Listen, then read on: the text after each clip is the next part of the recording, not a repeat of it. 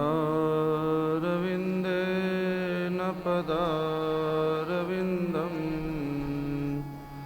मुखारविन्दे विनवेशयन्तं वटस्य पत्रस्य पुटे शयानं बालमुकुन्दं मनसा स्मरामि।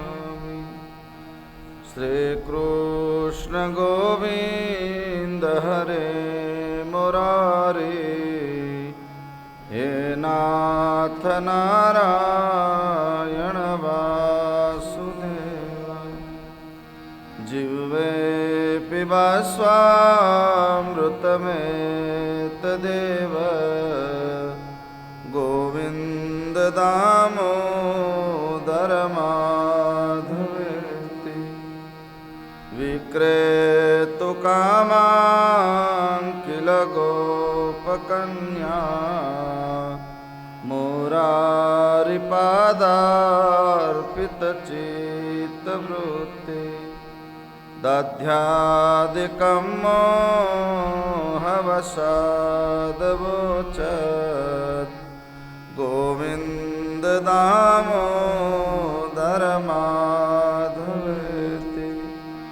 गृहे गृहे गोपवधू कदम्बा, सर्वे मिलित्वा समवाप्य योगम्। पुण्यानि नामानि पठन्ति नित्यं, गोविन्द दामोदर माधवेति। सुखं शयानानिलये निजेऽपि, नामानि विष्णो प्रवदन्ति मर्त्य। ते निश्चितं तन्मयतां व्रजन्ति, गोविन्द दामोदर माधवेति। जिह्वे सदेवां भज सुन्दराणि, नामानि कृष्णस्य मनोहराणि। समस्तभक्तार्तिविनाशनानि, गोविन्द दामोदर माधवेति।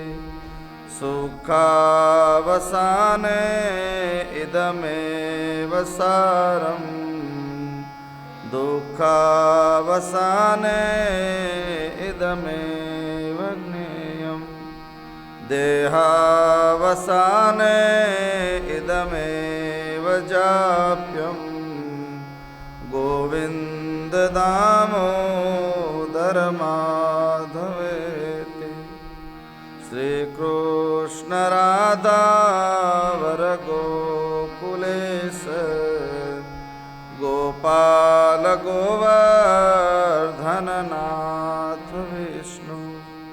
जिह्वे पिबा स्वामृतमेतदेव, गोविन्द दामोदर माधवे।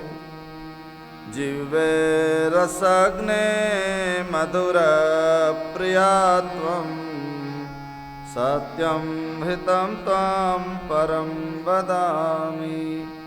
आवार्णयेथा मधुराक्षराणि, गोविन्द दामोदर माधवेति। त्वामेव याचे मम देहि जिह्वे, समागते दाण्डधरे कृतान्ते। वक्त्यत्वमेव मधुरं सुभक्त्या, गोविन्द दामोदर माधवेति। गोविंद माधव स्तोत्र प्रेम थी पाठ जे करे, दामोदर दया दाने सहजे गोलोक संचरे।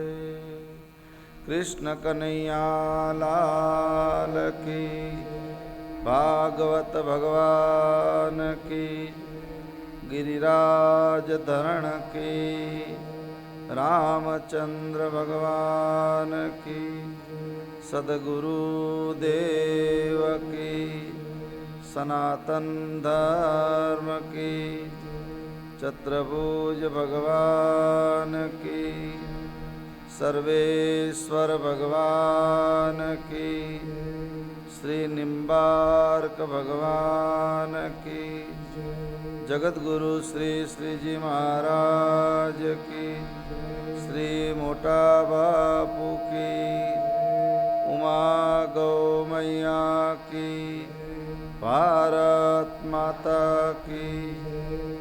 ओम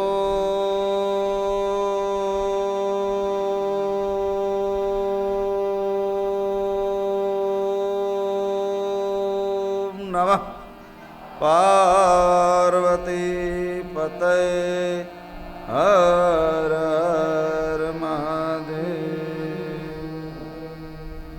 भज गोविंद गोविंद गोपाला, भज गोविंद गोविंद गोपाला, भज गोविंद गोविंद गोपाला, भज गोविंद गोविंद गोपाला। भज मुरली मनोहर नंदलाला, भज मुरली मनोहर नंदलाला, भज गोविंद गोविंद गोपाला, भज गोविंद गोविंद गोपाला। भज मुरली मनोहर नंदलाला, भज मुरली मनोहर नंदलाला। सीताराम राम राम सीताराम राम राम, सीताराम राम राम सीताराम राम राम, सीताराम राम राम सीताराम राम राम, सीताराम राम राम सीताराम राम राम। राधे श्याम श्याम श्याम, राधे श्याम श्याम श्याम, राधे श्याम श्याम श्याम, राधे श्याम श्याम श्याम, राधे श्याम श्याम श्याम, राधे श्याम श्याम श्याम, राधे श्याम श्याम श्याम, राधे श्याम श्याम श्याम। भज गोविंद गोविंद गोपाला, भज गोविंद गोविंद गोपाला। भज मुरली मनोहर नंदलाला, भज मुरली मनोहर नंदलाला, भज मुरली मनोहर नंदलाला, भज मुरली मनोहर नंदलाला। भज गोविंद गोविंद गोपाला, भज गोविंद गोविंद गोपाला। सीताराम राम राम सीताराम राम राम, सीताराम राम राम सीताराम राम राम, सीताराम राम राम सीताराम राम राम, सीताराम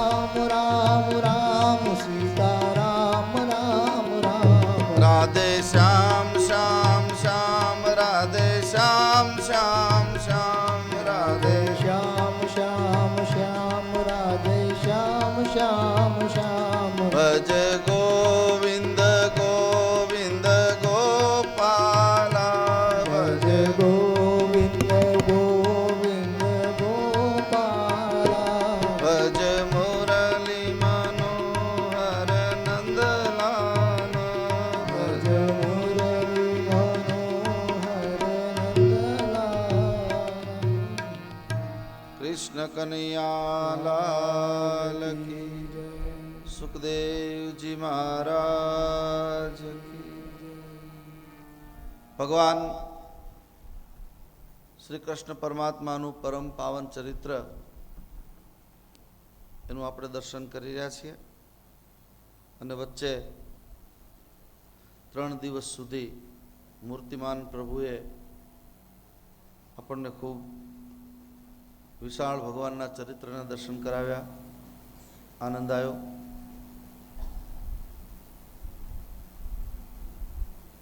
ભગવાન શ્રી કૃષ્ણનું ચરિત્ર અને ભગવાન શ્રી રામનું ચરિત્ર એક બે પેઢી નહીં, પરંતુ હજારો પેઢી આપણી જતી રહે તોય આપણને સંતોષ થાય નહીં. ભગવાનના ચરિત્રમાં જ્યારે આપણને સંતોષ થાય અથવા સાંભળવાની ઈચ્છા ન થાય કે બહુ સાંભળી નાખ્યું, હવે નથી સાંભળવું, ત્યારે સમજવાનું કે હરિથી આપણે ઘણા કિલોમીટર દૂર છીએ. ભગવાનની કથા તમને નિત્ય નવી ભૂખ લગાડે, રોજ નવી ભૂખ લાગે. કથા તમને રોજ નવો આનંદ આપે. કથા માટે આપણો જીવ તડપે. આ છે કથાની કૃપા, કથાનકની કૃપા. જેની કથા આપણે સાંભળીએ છીએ એની ઇષ્ટ કૃપા.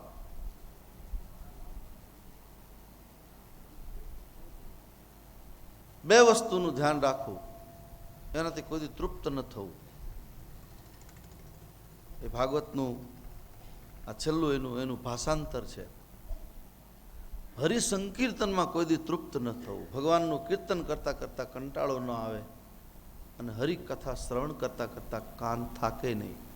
એટલે શંકર ભગવાન પાર્વતીને કૈલાસના શિખર ઉપર કહે છે, જિનકે શ્રવણ સમુદ્ર સમાના. શ્રવણ જેનું સમુદ્ર જેવું વિશાળ હોય. અને પછી એની પર હરિની કૃપા ઉતરશે.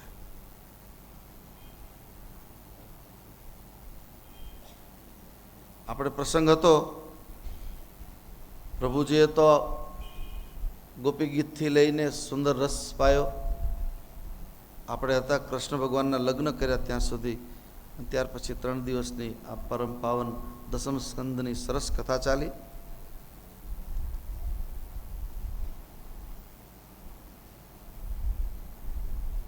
સર્વ પ્રકારે જીવ જ્યારે દીન બની અને ઠાકોરજીના શરણે આવે છે ત્યારે પરમાત્મા એના ઉપર કૃપા કરે છે. હે મારા નાથ, હે પરમાત્મા, હાથ જોડીને એને પ્રાર્થના કરો.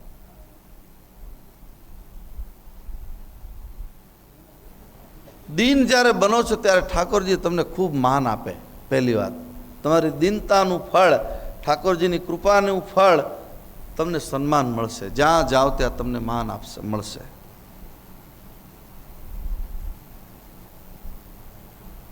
પછી તો ભગવાને 16,108 લગ્નની વાતો એમાં આવી છે. દરેક રાણીને 10-10 પુત્રો અને 1-1 પુત્રી છે. એટલે 1,61,000ની ઉપરાંત આંકડો જાય. એને ભણવા માટે 10,000 ગુરુઓ હતા. કૃષ્ણએ જે કર્યું છે આ જગતમાં બીજું કોઈ કરી શકે નહીં. આ છે ભગવાનનું ઐશ્વર્ય. નારદજીને એકવાર એવું થયું કે ભગવાનને 16,108 રાણીઓ છે, તો આ બધાને કઈ રીતે મળતા હશે, કઈ રીતે આનો સંસાર ચાલતો હશે. એટલે એકવાર એને જોવાની ઈચ્છા થઈ. એટલે ભગવાન જે રાણીના, રૂક્ષ્મણીને ત્યાં ગયા, રાધાજીને ત્યાં ગયા, કાલિંદીને ત્યાં ગયા. જે જગ્યાએ જ્યાં પ્રવેશ કરે તો કોઈ જગ્યાએ ભગવાન પૂજામાં બેઠા હોય, કોઈ જગ્યાએ બ્રાહ્મણોની સેવા કરતા હોય, કોઈ જગ્યાએ રાણીની સાથે વાતો કરતા હોય. અલગ અલગ રૂપના નારદજીનું આખું મન ચક્ર આવે ચડ્યું કે આને કોણ સમજે. અતિ ઐશ્વર્યવાન ભગવાન છે. એટલે એની લીલાનો પાર કોઈ પામી શક્યું નથી આ જગતમાં. એની કૃપાનો પાર પામી શકાય. લીલાનો પાર પામવા માટે જેને જેને બુદ્ધિનો પ્રયોગ કર્યો છે ભગવાનને સમજવા, એ લોકો હારી ગયા છે, એ સફળ નથી થયા. પણ પોતાની બુદ્ધિના કમાડ જ્યારે બંધ થાય, વિચારોનું વમળ જ્યારે બંધ થાય, ત્યારે કૃપાનો સમુદ્ર છલકાય, ત્યારે એની કૃપા આપણા પર ઉતરશે. અને એની કૃપા ઉતરશે એટલે આપણને સમજાશે.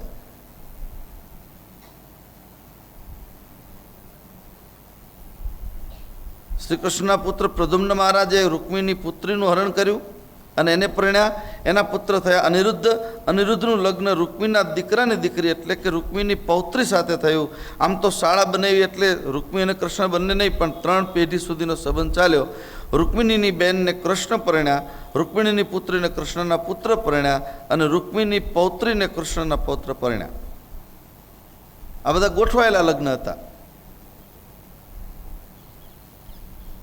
રૂક્મિણી સામે ચાલીને સંબંધ સુધારવાનું માગું લઈને આવ્યો હતો. ભગવાનને એમ થયું કે સંબંધ સુધરતા હોય તો ચાલો, કંઈ વાંધો નહીં. એટલે ભગવાને લગ્નની હા પાડી. આ છે ભગવાનની લીલા. પૌત્ર અનિરુદ્ધનું લગ્ન ત્યાં નક્કી થયું. યાદવો બધા જાન લઈને આવ્યા. કંદિનપુર લગ્નની વિધિ ચાલતી હતી. વેવાય જમવા બેઠા અને પછી ઊભા થયા અને પછી શું કરવા બેઠા? રમવા બેઠા. હા, રમવાનું કે આ જૂનું બહુ નવું નથી. રમવા ઉપરથી તો મહાભારત આખું થયું ને. રમવા બેઠા. શું રમવા બેઠા? હમણાં તમે બધા રમ્યા ને બધા, એટલે આમાંથી કોઈ નહીં, પણ 7મ 8મ ઉપર બધાએ જુગાર રમવા બેઠા હતા. આ બાજુ રૂક્મિણી અને પેલી બાજુ દાઉજી મહારાજ. એક જુગારમાંથી થયો ઝઘડો. દાઉજી મહારાજે ભૂંગળ મારી રૂક્મિણીના માથામાં, લગ્નના માંડવામાં જ એને મારી નાખ્યો છે. જે દાઉજીએ રૂક્મિણીને કૃષ્ણથી બચાવ્યો હતો એ જ દાઉજીએ રૂક્મિણીને માર્યો. આ તો સારું થયું કે કૃષ્ણ ભગવાન સારું કે નરસું કાંઈ બોલ્યા નહીં. આ અદ્ભુત કથા છે. દસમ સ્કંદ એટલે આનંદ આપે છે. બીજી રીતે તમે જુઓ, લૌકિક રીતે દસમ સ્કંદને જુઓ તો તમને કદાચ શ્રદ્ધા પણ ઉડી જાય. આવું શું? આને પરિણામ આનો આ વંશ, આખી વંશાવલી છે. ભાગવતની અંદર વંશાવલીમાં જેટલા નામ છે ભગવાનના વંશજોના, એમાં રાક્ષસો કે દેવતાઓના, તમને એમ થાય શું આ કઈ રીતે કથા આપણે કરવી? પણ એના પાછળ એક બહુ મોટું લોજિક એ છે કે જ્યારે આપણને આપણા કુળની, આપણા વંશની, આપણી પરંપરાની, હું હંમેશા કહ્યા કરું છું, આપણને ખબર નથી એટલે અનર્થ થાય છે. અહીંયા પહેલાં એનું એટલે પરીક્ષિત મહારાજ પોતાના ગુરુ સુખદેવજી પાસે જ્યારે બેસે છે ત્યારે કહે છે, મને મારા ચંદ્રવંશ અને સૂર્યવંશની કથા મહારાજ વિસ્તારથી કહો. એમાં સૂર્યવંશની કથા તો રામચરિત્ર કહીને 9મ સ્કંદમાં પૂરી કરી. 10મ સ્કંદમાં પરીક્ષિતજી કહે છે, હવે મારા ઈષ્ટની આ કથા છે, આમાં વિસ્તાર કરો. માસ અને સમાસ કથાના જે 2 પ્રકાર છે, આ મને વિસ્તારથી કહો, મારે સાંભળવી છે. કારણ કે મારા ઈષ્ટની કથા છે, મારા પ્રભુની કથા છે.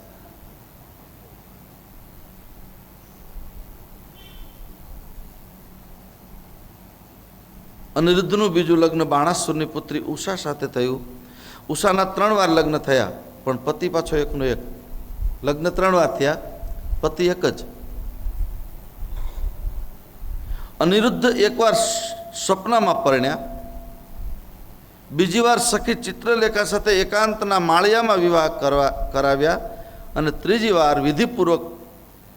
આ બહેનો બધાએ ઓખાહરણ તમે વાંચો છો, એમાં આ કથા આખી વિસ્તારપૂર્વક આવે છે, એટલે એમાં હું બહુ લાંબુ નથી કરતો.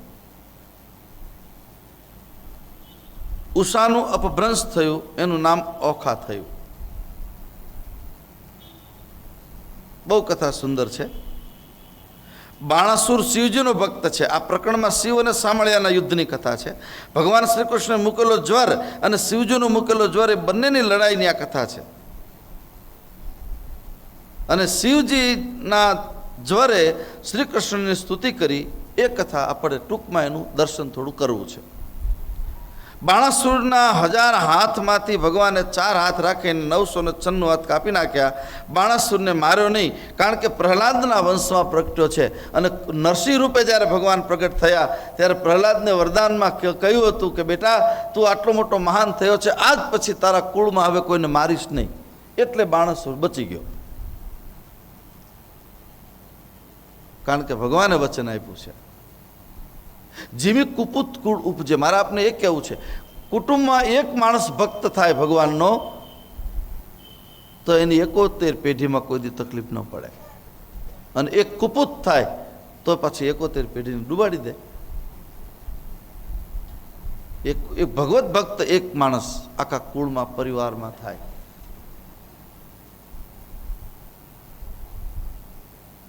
એક અધ્યાયમાં નૃગ રાજાના ઉદ્ધારની કથા કહી. ઉષા અને અનિરુદ્ધના લગ્ન થયા. નૃગ રાજાના ઉદ્ધારની કથા કહી. એના દ્વારા સમજાયું કે ઝેર પચાવવું સહેલું છે, પણ ધર્મનું ચોરી લીધેલું ધન પચાવવું બહુ કઠણ છે. નૃગ રાજાની વાતો. ઘણા બધા અત્યારે જગતમાં ધર્મના નામે ફંડફાળા કરતા હોય, મંદિરોના નામે, ગૌશાળાના નામે, અને પછી ફંડફાળો જે આવે પોતાના ખિસ્સામાં નાખે અથવા એમાંથી વાપરે, પોતાના માટે વાપરે. આ નગરાજાની કથા, એને આવું કર્યું હતું, એનું પરિણામ એને ભોગવવું પડ્યું. બીજાના નામનું એને એવી ટેવ હતી નૃગને.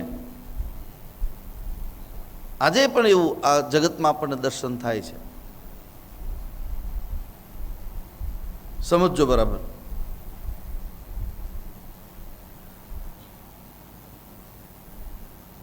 નગ રાજાથી અજાણતા ધર્મનું ધન ઘરમાં આવી ગયું ને એને કાચીડાનો અવતાર લેવો પડ્યો. ધર્મનું ધન આપણા ઘરમાં ન આવે એના માટે સાવધાન રહીએ. સેવા કરો, ના નથી, પણ એની નોટ પણ ન બદલાય એનું બરાબર ધ્યાન રાખો.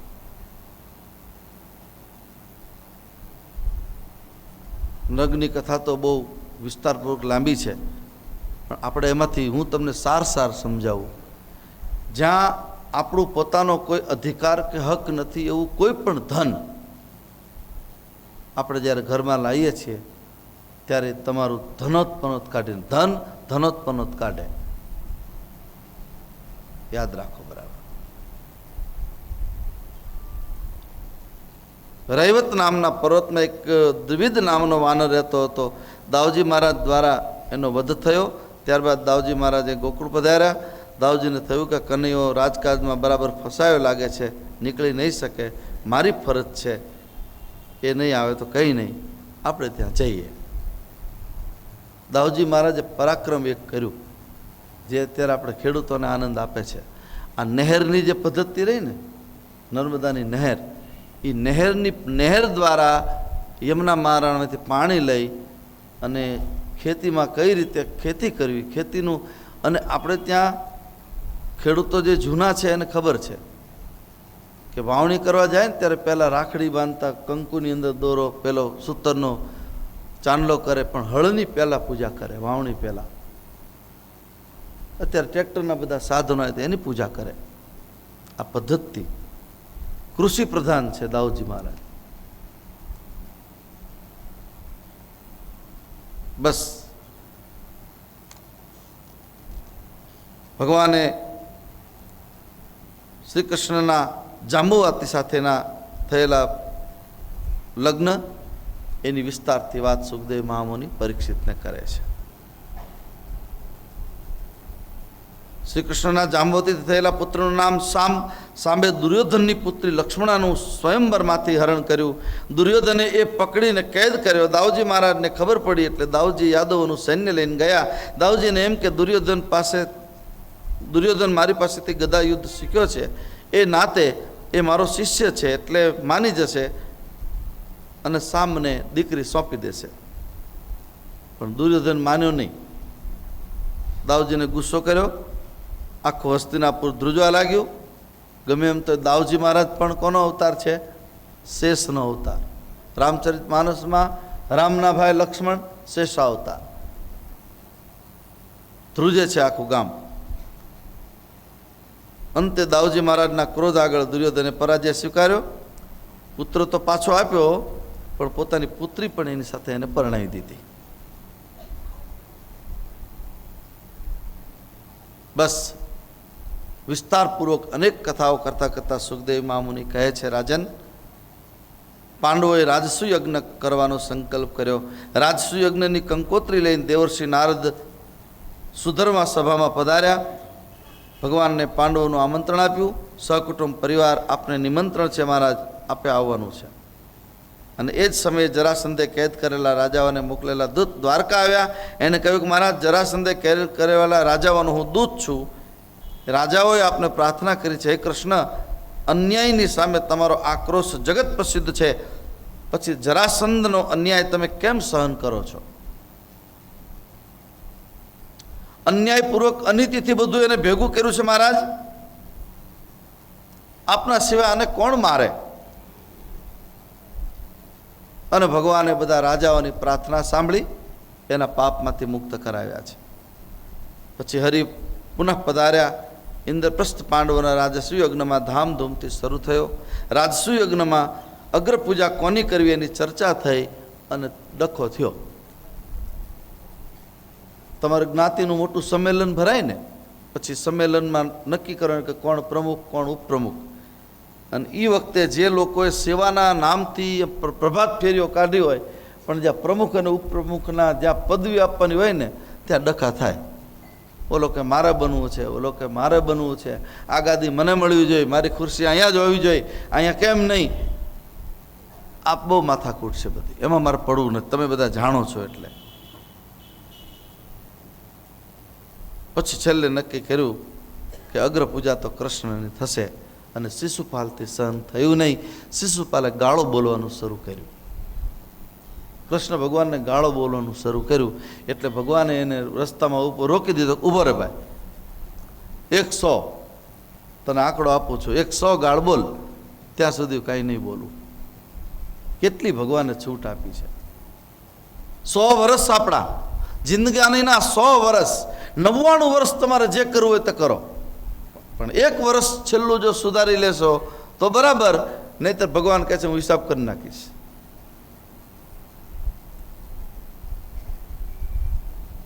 અને ગાળ જે બોલવાનું શરૂ કરે એને પછી કંઈ ભાન રહેતું નથી. બસ કૃષ્ણે બધાને શાંત કર્યા. અમારો હિસાબ નક્કી છે. અને ગાળ બોલવાનું શરૂ કર્યું છે. અને 101ની ગાળ જ્યાં બોલ્યો એટલે ભગવાને સુદર્શન દ્વારા એનો ઉદ્ધાર કર્યો છે. શ્રી કૃષ્ણે શિશુપાલને માર્યો એ સમાચાર સાલ્વ અને પાંડવોના યજ્ઞમાં મળ્યા. સાલ્વ શિશુપાલનો મિત્ર છે. એણે ભગવાન શિવજીની આરાધના કરી સૌભ નામનું દિવ્ય વિમાન મેળવ્યું. દ્વારકા ઉપર એને આક્રમણ કર્યું. દ્વારકાને હતી ન હતી કરી નાખવાનો હતો. પ્રદ્યુમ્ન મહારાજે દ્વારકાની રક્ષા માટે ત્યાં હતા. એની સાથે બહુ યુદ્ધ થયું. પ્રદ્યુમ્ન મહારાજ ઘવાયા છે. શ્રી કૃષ્ણ થોડા મોડા પહોંચે તો દ્વારકા હતી નથી થઈ જાય. પણ પાંડવોના રાજસુ યજ્ઞનો સુસંપન્ન કરી અને મોકા ઉપર ભગવાન દ્વારકા પધાર્યા અને આખી દ્વારકાનું રક્ષણ કર્યું. એ દ્વારકાનું રક્ષણ એવું કર્યું કે આજ સુધી દ્વારકાનો વાળ વાંકો નથી થયો. પહેલા ચોમાસામાં આપણે બધાએ જોયું કે વીજળી પડી દ્વારકાધીશના મંદિર ઉપર. હવે શિખર કેટલું જ આમ, હું તો ઉપર પણ ગયેલો છું, ત્યાં આમ નખ આમ કરો તો કદાચ કાંકરી ખરે છે, એટલું જૂનું. પણ શિખરને કાંઈ કીડી જાય એટલી તિરાડ નથી પડી. ધજાને ખાલી થોડી ફાડી નાખી, નથી થયું કાંઈ. રક્ષા કરે છે. ત્યારબાદ ભગવાન વિદુરથને માર્યો, દંતવક્તને હણ્યો. આમ શિશુપાલ, દંતવક્ત અને દ્વારપાળે ભગવાનના હાથે મરી શાપ મુક્ત થયા. બધા છેલ્લે વૈકુંઠમાં ગયા છે.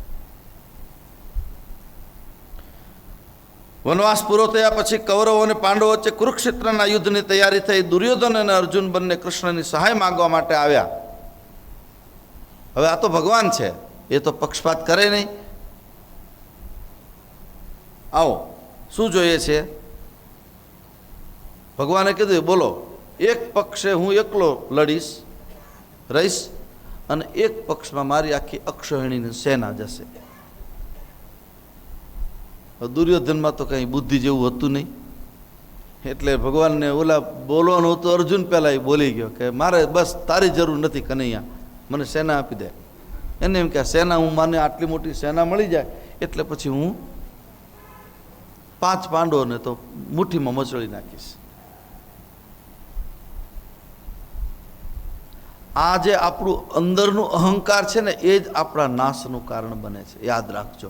ભગવાનની કથા પછી એટલું નક્કી કરજો કે હું કંઈક કરું, મારાથી શું ન થાય, હું બધું જ કરી શકું. એવી ભાવના જ્યારે આવે ને ત્યારે સમજવાનું કે હવે સત્યાનાશ નજીક છે, સામે સાક્ષાત ભગવાન ઊભા છે, છતાંય સૂઝ્યું નથી. આપણને ન સૂઝે તો એનું જરાય બિલકુલ કોઈ ખોટું નહીં લગાડવાનું.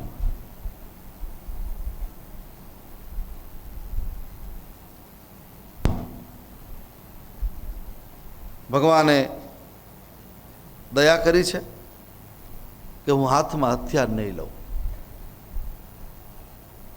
પ્રતિજ્ઞા કરી છે. દુર્યોધન કહે છે તું હાથમાં હથિયાર ન લે તો શું મારે તને પૂજા કરવા માટે બોલાવો? બસ તમારું સૈન્ય મને આપી દો. અર્જુનની છાતી ધડકતી હતી તે શાંત થઈ ગઈ છે. બસ મને પ્રભુ જોતા હતા. અર્જુનને એમ કે આ દુર્યોધન જો ભગવાનને માગી લેશે તો મારું શું થશે? શાંત થઈ ગયો છે. દુર્યોધનની મતિ અવળી છે. અર્જુને થયું કે મને સૈન્યની જરૂર નથી, બસ મને મારા રથના સારથી બનીને કૃષ્ણ બેઠા હોય, ગમે એટલું સૈન્ય હશે તો પણ હું પહોંચી લઈશ. એમ આપણા જીવનના રથના સારથી જો ભગવાન બની જાય પછી દુનિયામાં કોઈની તાકાત નથી આપણી સામે કોઈ ઊભા રહી શકે.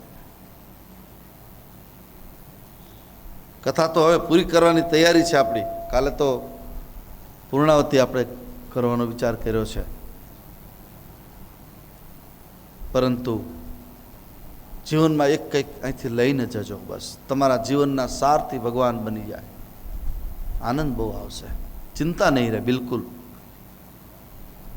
12 મહિના સુધી આવતા શ્રાવણમાં મળીએ ત્યાં સુધી ગાંઠ વાળજો કે મારા જીવનના મારા રથના સારથી. હવે આપણો તો રથ 2 પગવાળો છે ને, એ 2 પગવાળા રથના સારથી બેસે ક્યાં? ભગવાનના હૃદયમાં બેસે. નાહમ વસામી વૈકુંઠે યોગીનામ હૃદય ન ચ. યાદ રાખો બરાબર. આપણા હૃદય કમળમાં એકવાર ભગવાન બેસી જાય પછી દુનિયામાં કોઈની તાકાત નથી તમને હરાવી શકે. પણ દ્રઢ ભરોસા સાથે આ કરવાનું છે આપણે. યત્ર યોગેશ્વર કૃષ્ણ તત્ર પાર્થો ધનુર્ધરા. જ્યાં યોગેશ્વર શ્રી કૃષ્ણ છે બસ પછી એને પાર્થને કોઈ ચિંતા કરવાની રહેતી નથી. જ્યાં જ્યાં મારવાનો આદેશ આપ્યો છે ત્યારે ભગવાને જ આપ્યો છે. દાવજી મહારાજ વિચાર કરે છે હું કોનો પક્ષ લઉં? કૌરવનો પક્ષ લઉં તો પાંડવોને ખોટું લાગે, પાંડવોનો પક્ષ લઉં તો કૌરવોને ખોટું લાગે. દુર્યોધન દાવજી પાસેથી ગદા યુદ્ધ શીખ્યો, એ નાતે દુર્યોધન દાવજીનો શિષ્ય થાય અને વળી કૌરવ પાછા વેવાય પણ થાય. દુર્યોધનની પુત્રી લક્ષ્મણાને કનૈયાનો દીકરો શાંબ પરણ્યો. બીજી બાજુ પાંડવો ફૈબાના દીકરા સાથે શું કરવું? દાવજી મનમાં વિચાર કરે છે કે હવે મતી મારી મૂંઝાણી, મારે શું કરવું? બસ એક કામ કરીએ, અમે ભાઈઓ ભાઈઓ સામસામે આવી જઈએ. એટલે કૃષ્ણ દાવજીને પૂછે છે મોટા ભાઈ શું વિચારો છો? બોલે હું વિચારું છું કૃષ્ણ કે હું કોને પક્ષ લઉં, કૌરવનો કે પાંડવોનો પક્ષ લઉં? કૃષ્ણએ કહ્યું એક કામ કરો, જો ભગવાન કેવો રસ્તો કાઢે છે. તમે પણ જ્યારે મૂંઝાવ ને ત્યારે 10મ સ્કંદ ખોલજો. તમે જ્યારે મૂંઝાવ ત્યારે કોઈની પાસે દોડતા નહીં. દાવજી મહારાજ મૂંઝાણા છે કે ભાઈ મારે ક્યાં જવું, કોના પક્ષે જવું, નથી તમારી પાસે રહી શકતો કે નથી દુર્યોધન પાસે. ત્યારે ભગવાને કહ્યું એક કામ કરો, હવે યુદ્ધ નક્કી જ છે, અનિવાર્ય છે, તમે જાત્રા કરવા નીકળી જાઓ, હરિદ્વાર જતા રહો, માલસર જતા રહો ને 3 દિવસ, હાલો ત્યાં આનંદ કરશું, માલસર જતા રહો બધા. એક જ રસ્તો હું આપને વિનંતી કરું, ઘરમાં કજ્જા કંકાસનું વાતાવરણ હોય, બધી જાતની સગવડતા સુખ હોય, કોઈ તકલીફ હોય નહીં, તો ઘરમાં વાતાવરણ જ્યારે ખરાબ થાય ને ત્યારે હરિનું નામ લેતા લેતા થોડા દિવસ તીર્થયાત્રા કરવા જતા રહો, તમારું મન તાજું થશે. આપણે યાત્રાનું આયોજન શું કામ કરીએ છીએ? કાયમ દર વર્ષે 1-2 વાર થાય, નાના નાના પ્રવાસ થાય, મોટી કથાઓ થાય. આટલા માટે કથામાં કે આયોજનમાં તમે એકવાર જાઓ ને એટલે એનો નશો તમને બહુ લાંબા સમય સુધી રહે છે. તીર્થ કરવા જાઓ. અહીંયા સિદ્ધિ ભગવાને શિખામણ આપી છે, ભાઈ તમારે કાંઈ કરવાનું નથી, થેલા તૈયાર કરો, થેપલા ને ગોળ ને ઢેબરા ને બધું બાંધો, ભાથું તૈયાર કરો અને બેસી જાઓ, ગાડીમાં નીકળી જાઓ.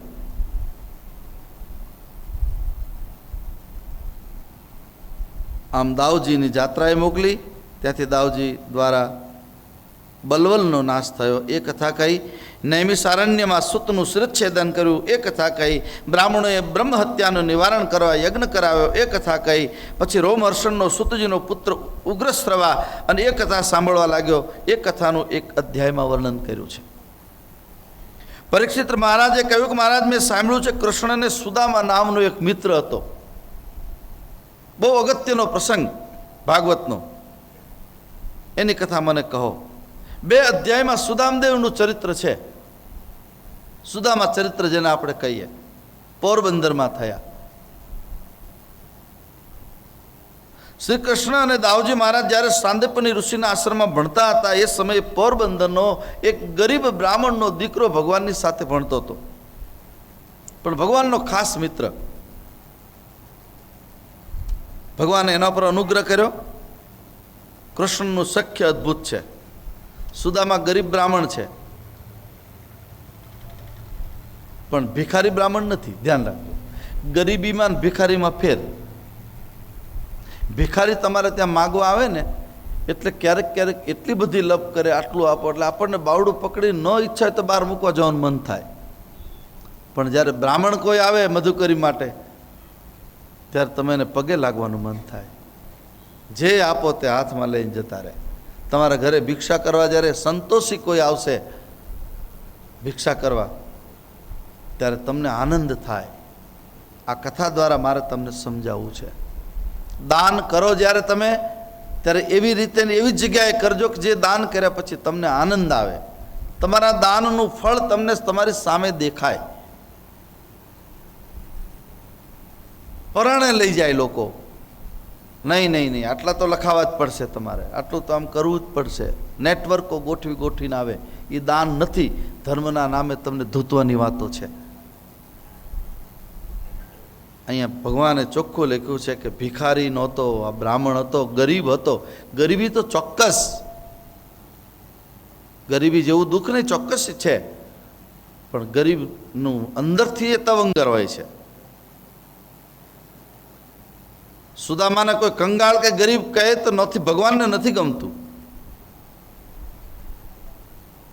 સુદામાને ઓળખો.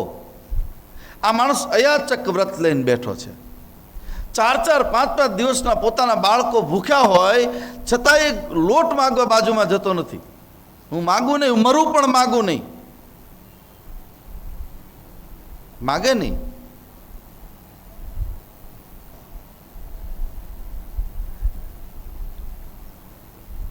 જે શબ્દોમાં સુદામાની ઓળખાણ આપી છે, સુદામા દ્વિજ શ્રેષ્ઠ છે એવો શબ્દ એના માટે વપરાણો. બ્રાહ્મણોમાં શ્રેષ્ઠ બ્રાહ્મણ, જીતેન્દ્રિય છે. બીજું એનું લક્ષણ છે બ્રહ્મવિત્તમ છે, એની દ્રષ્ટિ બ્રહ્મમાં સ્થિર થયેલી. આ બ્રાહ્મણના લક્ષણો. બ્રાહ્મણનો દીકરો હોય, બ્રાહ્મણના ઘરે આપણે જન્મ્યા હોય, પણ બ્રાહ્મણ માંસાહાર કરતો હોય, બ્રાહ્મણ દારૂ પીતો હોય, બ્રાહ્મણ જુગાર રમતો હોય, બ્રાહ્મણ અપવિત્ર કર્મ કરતો હોય તો બ્રાહ્મણ નથી. ભલે જન્મ એને બ્રાહ્મણના ઘરે ત્યાં લઈ લીધો એને. કયા ખોળિયામાં જન્મ, ઊંચ નીચ કુળ અવતરે આખર સંતનો સંત. એનો કયા ખોળિયામાં અવતાર થાય મહત્વનું નથી, સમજજો. કારણ કે હવે પરીક્ષિત મહારાજનો અંત સમય આવ્યો છે અને સુખદેવ મહામુનિ ખીલ્યા છે. મગજમાં નાની નાની જો વાસનાનું એક પણ ગાંઠ હશે તો મારા પરીક્ષિતને અમૃત નહીં મળે. બ્રહ્મવિદ છે, બ્રહ્મને જાણનારો છે, વિરક્ત છે, મહાજ્ઞાની, પવિત્ર છે. કૃષ્ણનું સખ્ય જેને મેળવ્યું એની યોગ્યતા કેટલી હશે? ભગવાનનો મિત્ર જ્યારે બને, યોગ્યતા હોય તો જ બને ને. સુદામાના પત્નીનું નામ છે સુશીલા દેવી. સુદામાનો ગૃહસ્થાશ્રમ દિવ્ય છે. આવો ગૃહસ્થાશ્રમ કોઈનો લગભગ હોય નહીં. સ્થિતિ તદ્દન ગરીબ, અયાચક વ્રત, રૂપિયો પૈસો છે નહીં, અને છતાંય સુખી ઘરની દીકરી લગ્ન કરે છે એની સાથે. માતા દેવહૂતિ અને કપિલ ભગવાનનો જ્યારે જન્મ થાય છે ત્યારે દેવહૂતિ માતા માટે આ પ્રશ્ન આવ્યો હતો. તમે વિચારો તો ખરા, કેટલા કેટલા ઋષિમુનિઓએ કામ કર્યા છે આપણા માટે. આપણે શું કરીએ? સરકારી નોકરી હોય તો સંબંધ કરું, આટલા રૂપિયા હોય તો સંબંધ થાય મારો, આટલી એની ખેતીવાડી હોવી જોઈએ, આટલું આમ હોવું જોઈએ. નોકરી હોય, લગ્ન થઈ ગયા પછી કોઈ કારણસર નોકરી જ્યારે છૂટી જાય તો એ છૂટા થવાની વાતો કરવા માંડે. હવે ક્યાં તમારે નોકરી છે? યાદ રાખો, આના ગૃહસ્થાશ્રમમાં ક્યારે ભગવાન આવે નહીં. અહીંયા જીતેન્દ્રિય બ્રાહ્મણ છે, અને એટલે એનું નામ હતું સુશીલા, સુલક્ષણવાળી સ્ત્રી.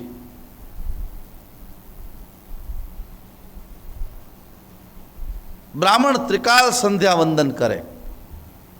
સુદામાના ચરિત્રનું તો આખું બહુ વર્ણન તો ખૂબ લાંબુ છે, 2 અધ્યાયમાં છે. પણ તમે બધા સુદામા ચરિત્ર સાંભળ્યું હોય કથાકારો પાસેથી, કવિઓ પાસેથી, એટલે એમાં વધારે વિસ્તાર નથી કરો, પણ રસ જે લેવો છે એમાં. સુશીલામાં નામ પ્રમાણે ગુણ છે. આપણું જેવું નામ હોય એવા ગુણ હોય. ઘણા બહેનું નામ શાંતાબેન હોય, પણ એના ઘરમાં જઈને પૂછો તો ખબર પડે, આખા ઘરને અશાંત રાખતા હોય. નામ જ ખાલી શાંતાબેન હોય. નથી ઘણા આમ લખ્યું હોય મકાન ઉપર પિતૃ કૃપા, પિતૃની કૃપા, પણ પિતૃને ટાઈમે ચા ન આપે એટલું નહીં, જેમ ફાવે તેમ એને શબ્દ પ્રયોગ કરે, દુઃખી કરી નાખે અને લખે પછી પિતૃ કૃપા. માં સુશીલા દેવીનું એવું નથી. જેવા નામ છે એવા એનામાં ગુણ છે. બસ પતિના ઘરમાં સુખ અને શાંતિ ભરી દે એનું નામ છે સુશીલા. પોતાના સુખ માટે ક્યારેય ફરિયાદ ન કરે. આ સુશીલાના લક્ષણ. સુશીલા એટલે હું એ જે સુશીલા શબ્દ કોઈ બહેનનું નામ નથી, યાદ રાખજો. અહીંયા તો માતા સુશીલાને લઈને આપણે બોલી રહ્યા છીએ. ગરીબીને કારણે અનેક વાર પતિ પત્ની બિલકુલ ખાય નહીં, ભૂખ્યા એમનેમ રહી જાય, અને છતાંય કોઈ દી ફરિયાદ ન કરે. નરસિંહ મહેતામાં શું થયું? નરસિંહ મહેતાના મોટાભાઈ વણસીધર મહારાજ જેમ ફાવે તેમ બોલે છે, ત્યારે એની પત્ની કહે છે મહેતી કે પ્રભુ મારા પતિ ભજન કરે છે, એમાં અમારો ગુનો શું છે? અને એ ભજન કરે છે એટલે રોટલી ખાવા નથી મળતી, છતાં એમને આનંદ આવે છે. આ ભજનનો પ્રતાપ તમે જુઓ. ઘરમાં કંઈ નથી છતાં આનંદ આવે, અને આપણા ઘરમાં બધું જ હોય છતાં એકાદી વસ્તુ ઘટે ત્યાં આપણો આનંદ આ મૂડલેસ થાય, મૂડ જતો રહે, પિત્તો જતો રહે આપણો. સુદામાનું ચરિત્ર વાંચજો ક્યારેક ક્યારેક. કેવી ગરીબી, 4 બાળકો ભૂખ્યા સૂતા હોય. માં મને જમવું છે, માં મને જમવા આપ. જમવાનું ઘરમાં કંઈ હોય નહીં. પછી સુશીલા દેવી તો નામ છે ને, એટલે કઢાઈ લોખંડની લઈ એમાં પાણી નાખે, તાવીથાથી આમ હલાવે, નીચે તાપ કરે. બેટા શીરો બનાવું છું તારા માટે, થોડી વાર સૂઈ જાય ને બેટા. અને ગરીબના છોકરા, ભૂખ્યા છોકરા હોય ને, ઊંઘ એટલી જ આવે. એ તો જે છકી ગયા હોય ને એમ કે હવે ઊંઘ નથી, ભૂખ્યા પેટે ઊંઘ બહુ આવે. યાદ રાખો. પણ ખાવા માટે જીવતા હોય એને પછી નહીં આવે. એને ભૂખ લાગશે તો એને ખાવું જ પડશે. ઘણા તમે જોજો રાત્રે 12 વાગે ઊભા થઈને ઘરના સુઈ જાય ને પછી રસોડા માટા મારતા ડબ્બા ગોતતા હોય, ક્યાંકથી ગાંઠિયા ને ક્યાંકથી પેલી પતરીને બધું લાવો કંઈક ખાઈએ. આદત સારી નથી, યાદ રાખો. આદત સુધારો. જેને ભગવાનનું ભજન કરવું છે એને જરા સાવચેત થવું પડશે. સુદામાનું ચરિત્ર આપણને બહુ સરસ વાતો સમજાવે છે. એકવાર એટલું કહ્યું કે તમારો મિત્ર કૃષ્ણ છે, દ્વારકાધીશ છે, સોનાની નગરી છે, મેં સાંભળ્યું છે, એની પાસે જાઓ ને. એટલે તરત બોલે, શું બોલી તું? ક્યાં જવાનું કહે છે? કે કૃષ્ણ ભગવાન પાસે. જો સાંભળ, કૃષ્ણ સોનાની દ્વારકાનો રાજા છે, એ એનું કર્મ. હું ગરીબ છું, મને ખાવા રોટલો નથી, મારું કર્મ, હું ત્યાં માગવા જઈશ નહીં. બોલે માગવા નહીં જાવ, પણ તમારા હાલ જોશે તો એને ખબર પડી જશે. એકાદો સોનાનો ટુકડો આપી દેશે ને તો આપણી જિંદગી તરી જશે. તમે જાઓ તો ખરા, એકવાર જાઓ. હવે જ્યાં જવાનું કહ્યું ત્યારે કીધું કે એક કામ કર, હું જાઉં, પણ થશે શું કે હું એનાથી મોટો છું, એટલે તરત મને પૂછશે કે મારા ભાભીએ મારા માટે કંઈ મોકલ્યું છે. તો તારે કંઈક હવે ઘરમાં 3 દિવસના છોકરા ભૂખ્યા હોય, પણ એક મુઠ્ઠી તાંદુલ બાજુમાંથી કોકના ઘરેથી લઈ આવ્યા અને તાંદુલ શેકી દીધા. કે એને ખબર હતી, ભાભીને દિયરના સ્વભાવની ખબર હોય, એટલે કીધું કે કૃષ્ણને તાંદુલ ભાવે છે, એ નાનપણની એની આદતોની ખબર, એટલે તાંદુલ એક મુઠ્ઠી એના શેકીને પોટલી વાળીને આપ્યા. અને સુદામા જાય છે પોરબંદરથી દ્વારકાની યાત્રીએ.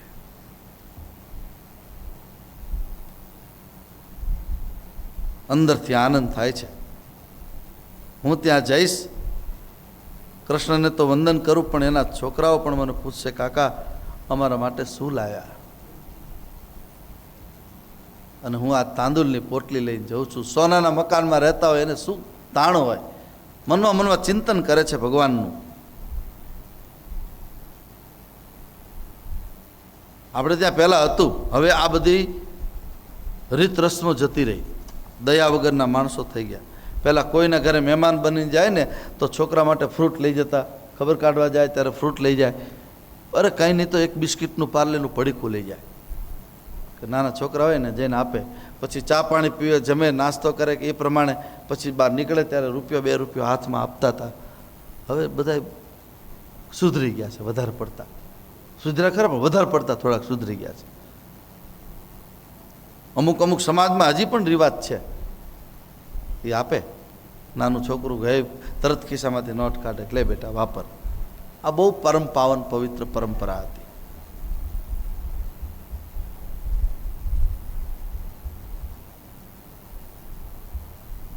રામચરિત માનસમાં સુખની વ્યાખ્યા કાગભૂષણ અને ગરુડની વચ્ચે થાય છે. આ જગતમાં મોટા મોટું સુખ કયું અને મોટા મોટું દુઃખ કયું? નહીં દરિદ્ર સમ દુઃખ જગમાહી, તુલસીએ લખ્યું છે, દરિદ્રતા જેવું દુઃખ આ જગતમાં બીજું કોઈ નથી. અને સંત મિલન સમ સુખ કચ્છ નાહી, સાધુ સંતોનો સંગ એના જેવું બીજું કોઈ સુખ નથી. પણ દરિદ્રતાની વાતો જ્યારે આવે છે એટલે પહેરવા કપડાં નહીં, રહેવા મકાન નહીં, ખિસ્સામાં પૈસા, એ ગરીબી નહીં. યાદ રાખો, આપણે વ્યાખ્યાઓ બધી જુદી જુદી કરી નાખી, આપણે જેવી જોતી એટલી. અને ધીરે ધીરે સુદામા દ્વારકા પહોંચે છે. હવે દ્વારપાળો બધા ઊભેલા ને કીધું કે ભાઈ ક્યાં જવું છે દાદા? પોતડી ખાલી પહેરેલી, ફાટલી તૂટલી, કે હું કૃષ્ણનો મિત્ર છું. અને દ્વારપાળોએ અટ્ટહાસ્ય કર્યું છે. હવે બધા મોટા નીકળી ગયા છે. આ જો પહેરવા કપડાય નથી કૃષ્ણનો. બોલે બાપા તમે કહો તો ખરા, અંદર જઈને કહો. ધક્કો મારીને બહાર કાઢ્યા છે. અને આપણે ત્યાં ત્યારનો નિયમ છે કે ચા કરતાં કેટલી ગરમ હોય. મોટા માણસોની પાસે રહેતા હોય ને, એને નીચેના જે હોય ને એને બહુ પાવર, ઓલાને બિચારાને ખબર ન હોય. તમારે એના પહેલાં જવાબ આપી દે. યાદ રાખો બરાબર. એક માણસ સાધુચરિત દ્વારપાળ હતો, એને થયું કે એક કામ કરો ને, બિચારો ક્યારનો તડપે છે, કૃષ્ણ કૃષ્ણ કરે છે, આપણે કહો તો ખરા ભગવાનને જઈને. દોડતા દોડતા ગયા છે, મહારાજ પોરબંદરથી એક સુદામા નામનો કોઈ બ્રાહ્મણ આવ્યો છે, આપને આપને મળવું છે. ભગવાન સુદામા પૂછે છે કે કોણ? સુદામો આવ્યો છે. અષ્ટપટરાણીઓની વચ્ચે વીંટળાઈને ભગવાન બેઠા હતા. એ સોનાના સિંહાસન ઉપર કૂદતા, એક 4 પગથિયા કૂદીને દોડ્યા છે. બસ કૃષ્ણ એને ભેટી પડ્યા છે.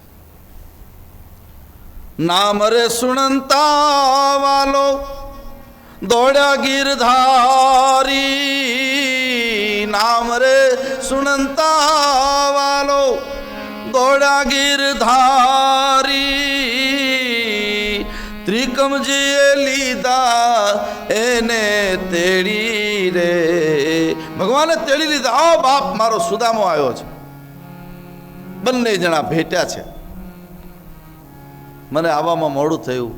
શું કર્યું ભગવાને? જો તમે નીચે બેસી ગયા છે. ઠાકોરજી સુદામાના પગ સાફ કર્યા, અંદર લઈ ગયા, મહેલમાં લઈ ગયા છે. અષ્ટપટરાણીએ કીધું કે આવો બ્રાહ્મણ મેં જગતમાં ક્યાંય જોયો નથી, આની સેવા કરો. અને ઓલી પટરાણીઓ બધી 50,000 રૂપિયાની સાડીઓ પહેરીને આટા મારતી હતી. એને આમ નેપકિન મોઢામાં રાખીને દાંત કાઢે કે આ ગાંડાને ક્યાંથી ઉપાડી આવ્યા. ત્યારે ભગવાને કીધું કે તમારા ફૂટી ગયા, તમને આમાં ગાંડો દેખાય છે. ભગવાન સુદામાના પગ દબાવે છે. આવો છે મારો હરિ, પરમાત્મા આવા છે. એકવાર એના થઈ જાઓ બસ. કૃષ્ણે સુદામાને બધી વાતચીત પૂછી છે. શું કરે છે ભાભી? હવે એને સોનાનું સિંહાસન ઉપર સુદામાને બેસાડ્યા.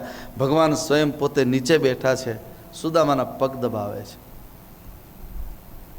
પણ કાંખમાં એલી પોટલી આમનામ રહી ગઈ. એને એમ થયું ઓહો હો, હવે 56 ભોગ સામા પડ્યા હોય એનામાં પોટલું મારું શું કરે? પણ ભગવાનનું ધ્યાન ક્યાં હતું? સુદામાના આખા શરીરમાં ભગવાનનું ધ્યાન એની બગલમાં હતું કે આ મારો બેટો કંઈક છુપાવે છે, કંઈક લાવ્યો છે પણ દેતો નથી. પણ એને થયું કે ના, મારો પરમાત્મા આટલો બધો સુખી થયો છે ને હવે મારે આ પૌવા એને ક્યાં દેવા? પણ ભગવાને પૌવા લઈ લીધા છે. સુદામાના તાંદુલ લીધા, એના મોલ કનક ના કીધા. એક પૌવા ખાલી મુઠ્ઠી એને ખાવા દા ભગવાનના, અને એના મકાન સોનાના કરી નાખ્યા છે. આ છે હરિ. એટલે હું હંમેશા કયા કરું છું કે ભગવાનને પ્રેમ સિવાય બીજું કંઈ ખપતું નથી. બસ એની પૂજા કરો તો પ્રેમથી કરો.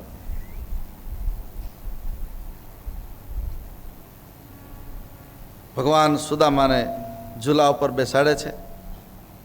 રૂક્ષ્મણીએ પાનબીડું બનાવી કૃષ્ણને આપ્યું, કૃષ્ણે સુદામાને આપ્યું. ભગવાન સુદામાને પૂછે છે,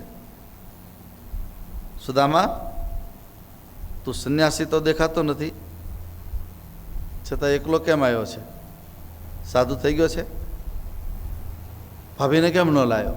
છોકરાઓને કેમ ન લાવ્યો? મારે શું સમજવું? બસ કેટલા દીકરા છે બધું પૂછ્યું ભગવાને. પરમાત્મા જ્યારે તમને આપે ને ત્યારે એનો હિસાબ માગશે, યાદ રાખો. હિસાબ રાખતા શીખી જજો. પહેલાં પણ મેં ગવડાવ્યું હતું ને પાંડુરંગ દાદાનું ભાવગીત, આ જિંદગીના ચોપડામાં સરવાળો માંડજો, મનને મહેતાજી કરીને કામે. તમને જ્યારે ભગવાન 1 લાખ રૂપિયા આપે ને પછી એનો હિસાબ થશે, યાદ રાખો. આ મહેતાજી આપણો હિસાબ કરતા હોય, ચોપડા લખનારા હોય, ચાર્ટર્ડ એકાઉન્ટ જે કંઈ આપણા એ જે ગોટાળા સરખાવરી તો લોકો કરે ચોપડામાં જે થવું, પણ ત્યાં બહુ સીધો ચોપડો છે, ત્યાં કોઈનો ગોટાળો ચાલશે નહીં, ધ્યાન રાખજો. એ ચોપડાના સરવાળા બાદ બાકી કરવાની કોઈ સહેલામાં સહેલો રસ્તો હોય તો ભગવાનની કથા છે. પૂછે છે ભગવાન, તારી આજીવિકા કઈ રીતે ચાલે છે?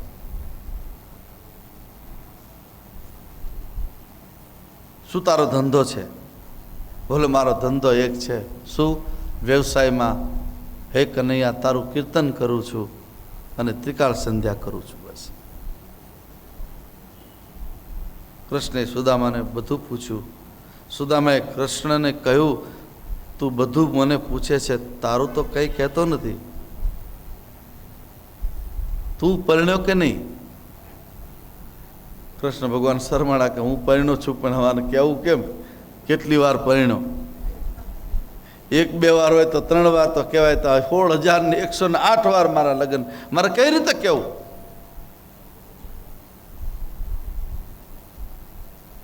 કૃષ્ણ કહે છે, મિત્ર, નાનપણથી તને રમવાની ટેવ અને હું તને પરાણે રમવા લઈ જતો હતો, એ બધું યાદ છે? બસ. સુદામા અને કૃષ્ણનું દિવ્ય પરમ પાવન મિલન થયું. સુદામાને અતિશય આનંદ થયો છે. ભગવાને એના પૌવા ખાધા. સુદામાનું ચરિત્રનું આખું રહસ્ય તમામ જીવ, આપણે બધા જ સુદામા છીએ, ભગવાનના મિત્ર છે. જીવ સાથે નિસ્વાર્થ પ્રેમ કરનાર નારાયણ છે આ જગતમાં, બીજું કોઈ નથી. હું તમે અહીંયા જેટલા બેઠા કથામાં બેઠા છે, એટલે તમે કથા સાંભળો કે ન સાંભળો, તમે શ્રાવણ મહિનાનો ઉપવાસ કરો કે ન કરો, તમે મંદિરમાં જાઓ કે ન જાઓ, તમે સારા ખોટા જ કામ કરો બધા, ચાલો, અને છતાં ભગવાન તમારો શ્વાસ ચલાવે છે કે નથી ચલાવતા? કારણ કે ભગવાન આપણો મિત્ર છે, આપણે ભગવાનના મિત્ર નથી. જો આપણે ભગવાનના મિત્ર બની જઈએ તો આ સુદામા જેવી લહેર આપણા જીવનમાં આવે. મૂળ જે મારે આપને વાત કહેવી છે, સુદામા ઉપર ભગવાને બહુ કૃપા કરી છે. જે જગ્યાએ ઝૂંપડપટ્ટી હતી, સુદામાની રહેતા હતા, ત્યાં બ્રહ્માજીને બોલાય, તમે જાઓ, હું એને 8 દિવસ મારી પાસે રોકું છું, એને બહુ દુઃખ સહન કર્યું છે. હું આપને વિનંતી કરું છું, અત્યારે સામૂહિક આપઘાતની જે ઘટનાઓ ઘટે છે એવા સમયે આખા જગતને કહેવા માગું છું, ઋષિ પાંચમ આવતીકાલે છે ત્યારે, કે ધીરજ રાખજો થોડીક, બસ. દુઃખ છે ને બહુ લાંબો સમય ટકતું નથી. હા, સુખ લાંબો સમય ટકે છે જો ટકાવતા આવડે તો. એની જે રીત છે, એની રીત માટે ચાણક્ય નીતિ સૂત્રથી લઈને કેટલા મહાપુરુષોએ એના સુખ તમે લાંબો સમય 4-5 પેઢી 10 પેઢી સુધી તમે ટકાવી શકો છો, એ તમારા હાથમાં. પણ દુઃખ લાંબો સમય ટકતું નથી, ધ્યાન રાખજો. એટલું સમજી લેજો આજની કથામાંથી. એના માટે એટલું જ કરવું પડશે, થોડીક ધીરજ રાખો. ધીરજ નથી રાખતા એવા લોકો પછી એને મરવા સિવાય બીજો આરો નથી હોતો. અને અત્યારે બધા ચિંતા કરે છે, સાધુ સંતો ચિંતા કરે, સરકાર પોતાની રીતે ચિંતા કરે, શ્રેષ્ઠીઓ ચિંતા કરે. કારણ કે છાપું ખોલી એટલે રોજ એકાદી ઘટના હોય, રોજ એક દિવસ બાકી નહીં. ક્યાંક 2 મરી જાય, ક્યાંક 3 મરી જાય, ક્યાંક 4 મરી જાય. એવા સમયે આ ભગવાન સુદામા ચરિત્રનું રહસ્ય આપણને સમજાવે છે. આ જગતમાં નિસ્વાર્થ 16 આની પ્રેમ કરનારું કોઈ તત્વ હોય તો ભગવાન શ્રી કૃષ્ણ છે. ખુશામત કરવી હોય તો ભગવાનની કરો, બસ. જીવ ઈશ્વર સાથે પ્રેમ કરે તો જીવ પણ ઈશ્વર પોતાનું પણું છોડી અને તમને એટલા જ પ્રેમથી અપનાવશે. ગરીબને પણ જો શ્રીમાન શ્રીમંતો પ્રેમથી મળે તો આજે પણ સોનાની દ્વારકા બની જાય. આ સ્થિતિ છે આપણા દેશની. અત્યારે શું થયું છે એ આપને કહું. પૈસાવાળો થતો જાય રાત દિવસ, એ કોઈ ગરીબોના ઘરે જતા નથી, યાદ રાખો. તમારી પાસે જે ક્ષમતા હોય એ ક્ષમતા દ્વારા, સુદામા ચરિત્ર દ્વારા મારે આપને સમજાવવું છે કથાના માધ્યમથી. રૂપિયા જેની પાસે હોય છે એ લોકો રવિવારે એક દિવસ, અરે હું તો કહું છું ક્યાંય નહીં તો પોતાના કારીગરો હોય ને, કામવાળા, એના ઘરે જઈને તો એક દી ઉભા રહો અને એનું બધું ઘરનું રાસ રચેલું ભરી દો. યાદ રાખજો, સમય આવી રહ્યો છે, મારે આપને સમજાવવું છે. નજીક સમય આવી રહ્યો છે. જો તમારી પાસે આપ્યું હોય ભગવાને અને તમે આપશો નહીં તો એક સમય એવો આવી રહ્યો છે કે લોકો પરાણે લૂંટીને લઈ જશે. પછી તમે પોલીસ કેસ કરવા જાઓ ને, પોલીસવાળા કેસય નહીં લે. એ એમ જ પૂછશે કે તારા ઘરે ભલામણા કરોડોની સંપત્તિ છે, ગયું છે કેટલું, 25,000નું જવા દે ને, નથી લખવી. આ સ્થિતિ થવાની છે સમાજની. અને આપણું શાસ્ત્ર પણ કહે છે, ભુભુક્ષિત કિમ ન કરોતિ પાપમ. અત્યારે ઉત્તરાર્ધની હવે જે છેલ્લી કથા આવે છે એ કથા આ જ છે. કારણ કે હવે તક્ષક નાગ કરડવાની તૈયારી, મોતના કાંઠે બેઠેલો માણસ, જેને પોતાનું મોત સુધારવું છે, એને ભગવાને બનાવેલા રસ્તાને પહેલા સમજી લેવા પડશે. એ રસ્તા ઉપર આપણે ભટકી ગયા છીએ અત્યારે. પહેલા ગો ગ્રાસ કાઢવામાં આવતો તો કોણ કાઢે છે અત્યારે? ઊંચી આંગળી કરો તો એકય કદાચ ન થાય. પહેલા 3 રોટલી પહેલા બનતી હતી, રોટલો કે રોટલી ત્યારે અલગ મૂકી દેવાય. એક ગાયની, એક કૂતરાની, એક અતિથિની 3 વસ્તુ આપણે મૂકતા પહેલા. પછી ધીરે ધીરે એક રોટલી ઉપર આવી ગયું. એ નથી કરતા. યાદ રાખો, ભોગવવું પડશે આ બધી જ. અત્યારે એક મુઠ્ઠી અન્નની એક યોજના આખી ચાલી રહી છે હિન્દુ સંગઠનો જ્યાં ચાલે છે ત્યાં, કે ઘરે ઘરેથી હિન્દુ એક એક મુઠ્ઠી અન્ન રોજ એક ડબ્બામાં નાખવાનું અને પછી બધું એકસાથે ભેગું થાય એટલે ગરીબોના ઝૂંપડામાં જઈને પહોંચાડવાનું. આવો વિચાર કર્યો છે? હું હંમેશા કયા કરું છું. અને મોટા મંદિર એ રસ્તા ઉપર ચાલી રહ્યું છે એટલે હું મારો અધિકાર છે તમને કહેવાનો. આપણી પાસે જે હોય એમાંથી ભાગ પાડી દો તો તમને આનંદ બહુ આવશે. જીવનમાં કંઈક કરવાનો આનંદ આવશે, એકલા એકલા આનંદ આવશે. અને તમારી જાતે જ કરો પાછા, બીજા કોઈ પાસે વાયા મીડિયા નહીં. સમય હોય તો તમારે જાતે તમે પોતે જાઓ ઝૂંપડપટ્ટીમાં અને તમારા જૂના ઉતરેલા કપડાં હોય એને સારા ધોવડાવીને કમ્પ્લીટ કરી ઇસ્ત્રી કરીને પછી એ બેન દીકરીને આપો, કેટલી રાજી થશે એ. આટલું કરજો. કથા સાંભળ્યા પછી થોડું થાય તો વધારે સારું. ઈશ્વર આપણને પ્રેમ કરવા માટે તડપે છે, તલસે છે ભગવાન ચતુર્ભુજ નારાયણ, પણ આપણે એવા થઈ ગયા કે આપણને કંઈ બીજું ગમતું જ નથી.